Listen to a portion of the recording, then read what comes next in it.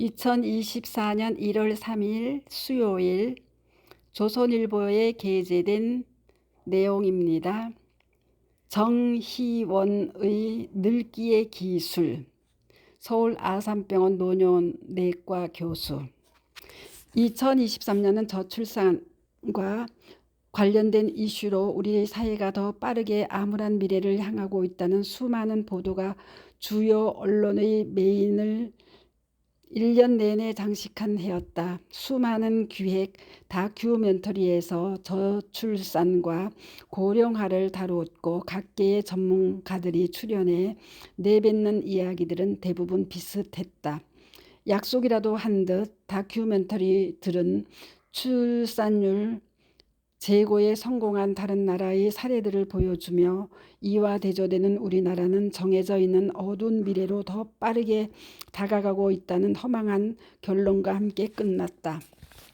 주로 이러한 분석에서 사용되는 모든 담론의 가장 기본이 되는 근거는 65세 이상의 인구가 증가하며 반대로 생산 가능 인구 15세에서 64세는 줄어들고 있다는 통계이다. 이 계산에서 당연시하는 것은 65세라는 일정한 시점이 지나게 되면 사람은 사회에 적극적으로 참여하지 않으며 아프며 돌봄이 필요하게 변하는데 그 모습은 바뀌지 않으며 미래에도 바뀌지 않는다는 기본적인 전제이다. 하지만 지난 한 해 동안 늙기의 기술, 지면을 통해 필자가 사회에 알리고자 했던 것은 바로 이 전체가 올바르지 않다는 것이었다. 우리 사회의 평균 수명과 중위 연령이 증가하는 움직임과 함께 생물학적인 노년에 도달하는 시점도 점차 미뤄지고 있다는 것을 이야기했다. 삶을 어떠한 자세로 바라보고 설계하는지에 따라 몸과 마음의 노화 궤적도 달라질 수 있음을 이야기하기도 했다. 65세 이상에 해당하는 사람이 늘면 그 나라는 활력을 잃어야만 할까? 필자의 대답은 아니오다. 한 나라의 나이 듦은 결국 사회 구성원 모두의 나이 듦 궤적을 합쳐놓은 결과다. 그리고 이 나이 듦 궤적에서 숫자 나이보다 중요해지는 것은 사람의 총체적인 기능이다. 미래의 이 기능 궤적을 결정하는 것은 첫째는 내재 역량이라고 표현할 수 있는 개인적 신체, 인지, 정서, 사회적 기능 총합의 유지와 증진이다. 예를 들어 꾸준한 근력 운동은 80대에도 걸어 다닐 수 있는 몸을 가지게 해준다. 둘째, 내재 역량의 부족한 부분을 사회 시스템으로 보완하는 것도 중요하다. 관련 근력이 떨어져서 질병에 대비해야 하는 상황이 생기더라도 원활하게 대중교통을 이용할 수 있는 시스템이 존재한다면 집에 고립되지 않고 외출을 할 수 있다. 이렇게 총체적 기능을 유지할 수 있는 사회 시스템을 만들면 선순환이 된다. 외출을 할 수 없으면 사람을 만나기가 어려워지고 사람을 만나기 어려우면 기분과 인지가 나빠진다. 우울감이 약화되면 식욕이 빠지고 바깥으로 나가기는 더욱 싫어지는 탓에 근육 기능은 더 떨어진다. 반대로 노인의 머리와 몸을 가지게 되더라도 누구든 어떻게든 움직이고 사람을 만나고 머리를 쓸 수 있는 환경을 조성하면 자연스럽게 내재 역량이 꺾이는 것도 예방된다. 노쇠와 치매가 예방되는 것이다. 옆나라 일본은 이렇게 사회 구성원의 기능을 보존한다는 측면에서 놀라운 성과를 거두었다. 경제학자 찰스 굿하트의 분석에 따르면 1988년부터 2018년까지 일본의 경제 성장률은 전체 인구를 고려했을 때는 주요 국가 대비 최저 수준이지만 노동인구 20에서 64세 1인당 연간 평균 경제 성장률은 오히려 미국, 영국, 프랑스를 앞서는 수준이다. 이는 고령층이 적극적으로 사회 참여를 지속하고 있음을 방증한다.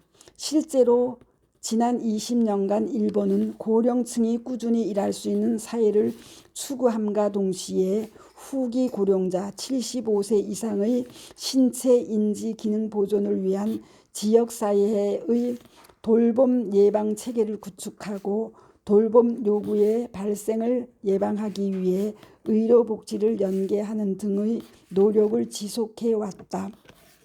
싱가포르는 일본의 개념에서 더 나아가서 나라 전체를 아예 느리게 나이 들게 만들겠다는 의지를 통해 세계 6번째의 부르존, 세계 최고의 장수 마을 목록에 추가되기도 했다. 자연적으로 형성된 기존 부르존들에 비해 싱가포르는 정책에 기반한 부르존 2.0의 개념을 도입했다. 사람들이 도시를 걷고 건강하게 식사하도록 장려하고 자동차 보유 음주 흡연에는 높은 세금을 매긴다. 노인의학적 개념을 기저에 둔 연령 친화적인 의료 시스템을 통해 병원이 질병을 치료하는 데 머무르지 않고 질병과 노쇠를 예방할 수 있도록 한다. 나아가 노쇠가 이미 발생한 상황, 즉 내재 역량이 감퇴하는 상황에서도 지역사회에서 공동체 생활을 유지할 수 있도록 지역사회 시스템을 형성한다. 이미 태어난 사람들이 어떻게 나이 들지 고민하는 측면에서 우리 사회는 좋은 점수를 받기 어렵다. 의료는 치료 중심, 전문과 진료 중심으로 분절화되어 있고 노인의 의학 개념은 많은 이들이 생소해 한다. 어르신에게 병원은 위험하기만 하다. 병은 치료되었지만 선망, 낙상, 욕창으로 고생하고 결국 요양원, 요양병원으로 퇴원하는 일이 다반사다. 퇴원 후에는 통합적 관리를 받기 어려워 여러 과를 돌며 병원 탐방을 한다. 당장 걷기 어려운 상태가 되더라도 노인 장기 요양 보험의 혜택을 받기 위해서는 충분한 기간 확실한 돌봄 요구, 장애가 생겨나야만 한다. 병만 보다가 사람은 침상으로 가는 꼴이다. 의료에는 선제적 노쇠 예방의 개념이 없고 노인 장기 요양 보험에는 돌봄 예방의 개념이 존재하지 않는다. 노쇠한 어르신의 기능 회복과 재활은 기본적으로 가족의 몫이다. 그나마 유지되고 있는 내재 역량마저도 쉽게 깎아먹는 형국이라 할 수 있다.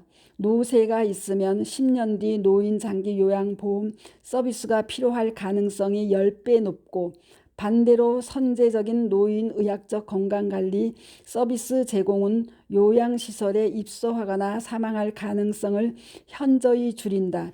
이런 증거들을 보여주어도 관료들은 복지부동할 뿐이다. 고무적인 측면도 있다. 한국에 일하는 고령층 비율은 경제협력개발기구 OECD 회원국 중 1위다. 노년 빈곤을 원인으로 꼽지만 통계청의 2023년 고령자 통계에 따르면 일하는 노인은 자신의 건강 상태가 좋다고 생각하며 일상생활에서 스트레스도 비교적 덜 느꼈다. 더 건강한 이들이 일을 지속할 가능성도 높지만 일이 신체, 인지, 사회적 자극을 유지할 수 있어 내재 역량 유지의 선순환을 만들어주는 효과가 있기도 하다. 지금 갓 65세를 넘고 있는 분들은 이전 세대보다 더욱 건강하고 부유하고 잘 교육받았다. 이들이 앞으로도 내재 역량을 유지할 수 있도록 돕는 것은 정책의 역할이다. 앞으로 한 나라의 실력은 그 나라 사람들의 나이 드는 모습을 통해 드러날 것이다. 어두운 미래는 확정적이지 않다. 우리의 미래는 우리가 만드는 것이다. 스토리양입니다. 감사합니다.